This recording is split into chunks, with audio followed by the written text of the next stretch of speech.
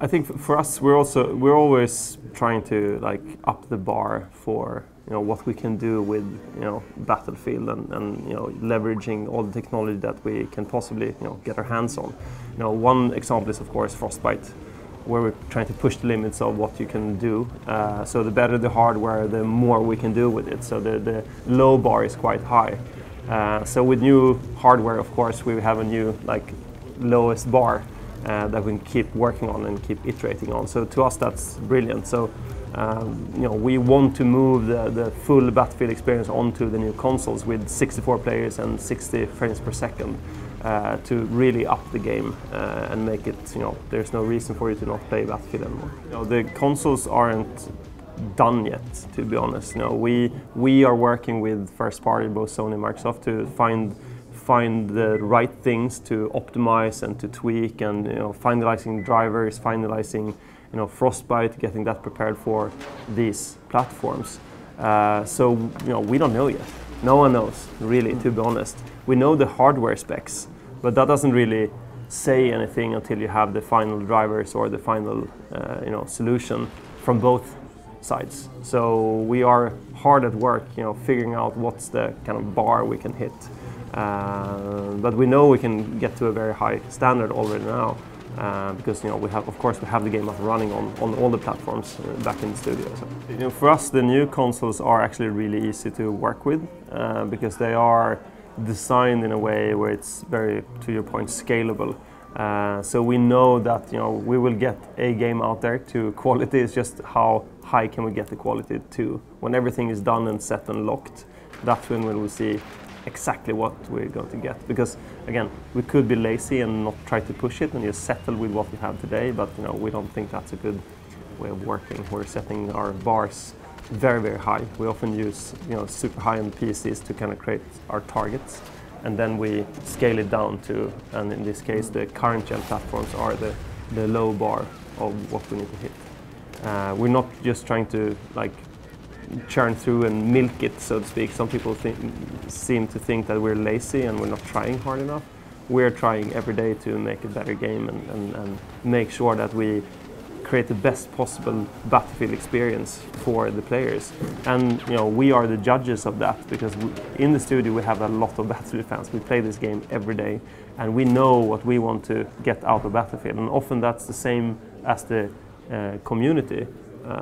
Which is of course a great thing for us, because we can be our own kind of target audience, and in the end, pushing the limits of what is possible in multiple directions. It's not only about we need to do one thing better, because Battlefield is actually a multi-dimensional game. You can play it in so many different ways. There are so many different types of players playing Battlefield, and they're interested in slightly different things. Some people care a lot about weapons and how can you upgrade those and what can you do with that. That's a separate thread that we're working on. We have loads of people working only on weapons, and then you have vehicles, and then you have persistence, and then you have the maps with the Levolution that we're now going full on with.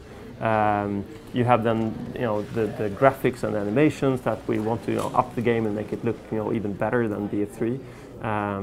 So there's so many things that we're trying to push, and not trying to be lazy or feeling fear of failing by pushing the envelope.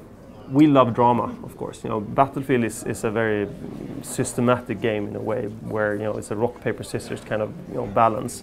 But there's also a lot of drama where destruction and all these elements, when they play together, create these amazing scenes or Battlefield moments, as we call them. So we want to give more tools to the players to create these Battlefield moments. And again, Levolution is one of them, where we add enough dynamism to the map, both small and big. As you can see in the demo, it's everything from fire extinguishers exploding, creating a smoke cloud, to buildings collapsing, and adding that as a part of the scenario that you're playing in will create these amazing dramatic moments in multiplayer, which is of course something you see a lot of in single player as well. The cool thing with Battlefield is that when you play a game for 200 hours, a collapsing building will kind of fade away. It's like, yeah, that's cool, but it happens. Sometimes it happens, sometimes it doesn't happen. But what we see as actually more important from a gameplay perspective is the fact that it's small things like the elevators, where you can like tactically choose one of these 4 elevators. Where do you go up? You can't guard them all, so if you're on the rooftop and you want to secure the area, you need to guard these elevators because that's where people will come from. So it's small things like adding elevators to a map, or we're adding bollards where you can block roads. You have a button where if it's blocked, you need to get out of the tank to push that button and get back into it. And you know that there will be snipers trying to take you out as you do that. So those small things will create great moments for players. Also, just the possibility to parachute from the top of the skyscraper down to all of the buildings that you see below you will create a lot of great moments for people, because you will never be safe wherever you are. There will be a lot of destruction when it comes to buildings and big and small. You can actually drive the tank down into the subway system, which is also really, really cool. Because when you do that, it's like, oh my God, there's a tank in the subway, and you haven't really seen that before. And that's player driven.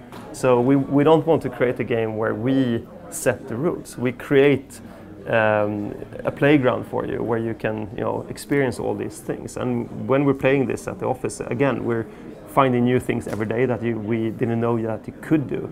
And we know that when we release the game, people will come up with these crazy things that is like, oh my God, can you actually do that? So to us, it's about understanding the big and the small things that will add drama and excitement to the maps.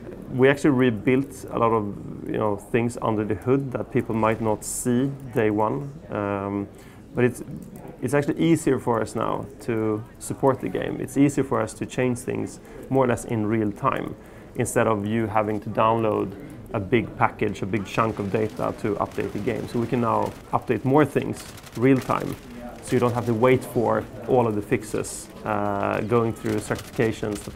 There's a lot of blockers that even if you have a fix, we can't get it out to the consumer because you have a lot of steps you need to go through.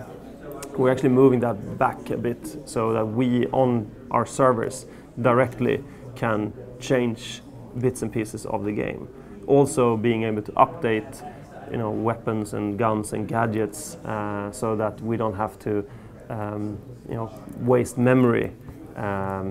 So every gun has its own memory pool. Every character is its own memory pool, so to speak. So we can just replace the full character with everything, guns, vehicles, etc., without hurting the memory footprint of the game. Because we're also always trying to use all the memory of the machines. So you don't want to end up in a situation where it's like, okay, we're out of memory. We can't do this update.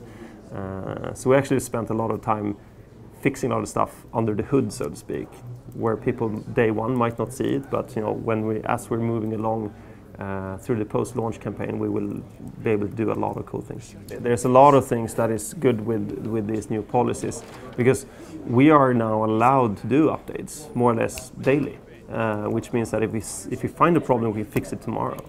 It doesn't. Okay, sometimes we might not be able to fix it tomorrow because it could be more complicated than that. But in some cases we can. If it's a small problem, we can fix it. Previously, it took like a month or 2. Even when you saw the problem and you knew what the fix was, it took a long time to get it out. So to us, that's a very, very good thing. Cloud computing, in a way, is really, really cool. But it's also a very specific way of handling big chunks of data. And if you want to do things real time, that's not cloud-based, really. It's more about stuff that we're doing with like battle log and stuff like that, where you actually use some kind of a cloud solution. So we already have it, kind of. You'll back me up, right?